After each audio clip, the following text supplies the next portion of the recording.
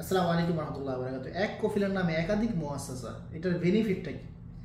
বা একাধিক মুআসসাসা যদি খোলেন তাহলে আপনার যেই ফারা মুআসসাসাগুলো রয়েছে তাহলে সেগুলোতে একামাগুলো কোন হিসাবে হবে?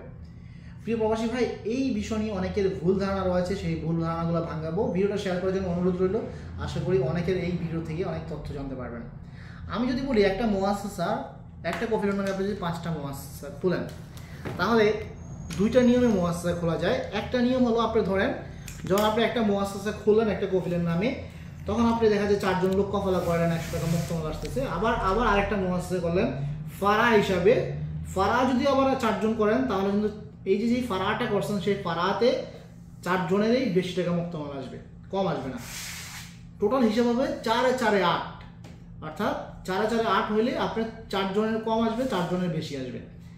কিন্তু আপনি যদি ফারা না করে আরেকটা রাইসি করেন, অর্থাৎ আপনার যে মুআসসাসাটা আছে সেটার আন্ডারে, সেই কফিলের আন্ডারে আরেকটা রাইসি করেন, সেরেকা করেন, রাইসি সেরেকা করেন, তাহলে সেখানে আপনার 4 জনের আবার 100 টাকা মুক্ত মাল আসবে। আপনি চাইলে 3টা 4টা 5টা রাইসি করতে পারেন। রাইসি করলে ওগুলোতে আপনি 100 টাকা মুক্ত মাল আসবে। ফারা করলে আপনার বেশি টাকা আসবে। তাহলে এই মুহূর্তে অনেকে, আমরা এই মুহূর্তে এই কাজটা চলতেছে, এই সিস্টেমটা অনেকেই করতেছে মুআসসাসা, যাদের এক কফিলের আন্ডারে অনেকগুলো মুআসসাসা করতেছে। প্রত্যেক মুআসসাসা অর্থাৎ আপনার কফিলের অলরেডি 4 জন লোক আছে, আপনি যদি আরেকটা সেরেকে করেন তাহলে ওখানে আবার 4 জনের আপনি 1000 টাকা 100 টাকা করে মুক্ত আসবে। ওটা রাইসই হবে, ওটার জন্য আলাদা কুয়া হবে, ওটার জন্য আলাদা মুকিম হবে, ওটার তামিনাত আলাদা, সব কিছু আলাদা আলাদা স্যাদ নাম্বার আসবে, আলাদা আলাদা পেমেন্ট আসবে।